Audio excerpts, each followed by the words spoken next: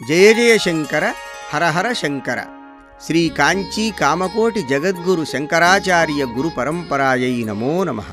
మంగళవాద్యం శుభకార్యానికి సంకేతం. సుశిక్షితులైన వారే ఆ వాద్యాన్ని అందించగలరు.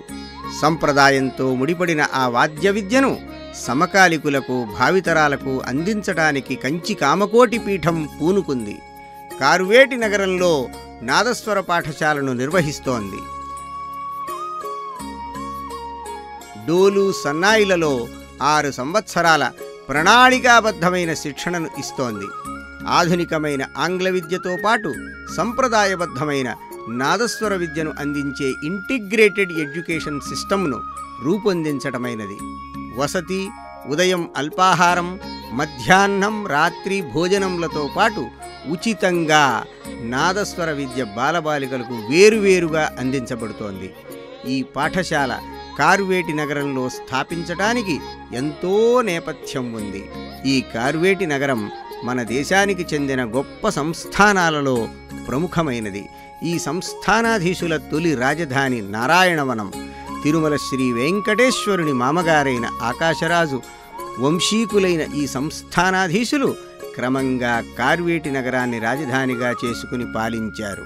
1786 సంవత్సరాల నాటి శ్రీ సదాశివేశ్వర ఆలయ శాసనం ఈ ప్రాంత పవిత్రతను, చరిత్రను తెలుపుతోంది. శ్రీ సంతాన వేణుగోపాలస్వామి ఆలయం ఈ పట్టణానికి అలంకారంగా శోభిల్లుతూ ఉన్నది. 17 ఎకరాల విస్తీర్ణంలో ఉన్న స్కంద పుష్కరిణి ఆసియా ఖండంలోనే 2వ పెద్ద సరస్సుగా చెప్పబడుతూ ఉన్నది.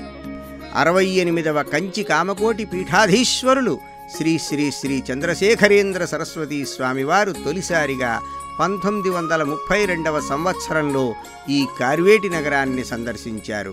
1971-72వ సంవత్సర కాలంలో 7 నెలల పాటు వారు తమ శిష్యులు శ్రీ జయేంద్ర సరస్వతీ స్వామితో కలిసి ఇక్కడ బస చేశారు. కంద పుష్కరిణిని ఆనుకుని ఉన్న కొండపై తపస్సు చేసి సుబ్రహ్మణ్యేశ్వరుని ప్రతిష్ఠించారు.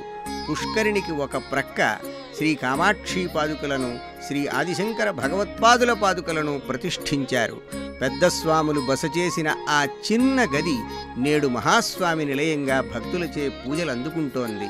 2015వ సంవత్సరంలో ఈ కార్వేటి నగరానికి తమ గురువులతో కలిసి విజయం చేసిన శ్రీ శంకర విజయేంద్ర సరస్వతీ స్వామి అమోఘ సంకల్పమే ఈ పాఠశాలకు నాంది. 2016వ సంవత్సరం నుండి 6 సంవత్సరాల కాలం పూర్తి శిక్షణను అందుకున్న 560 మంది స్త్రీ పురుష నాదస్వర విద్వాంసులు తమ విద్యతో ఉపాధిని పొంది సుఖమయ జీవనం చేస్తున్నారు.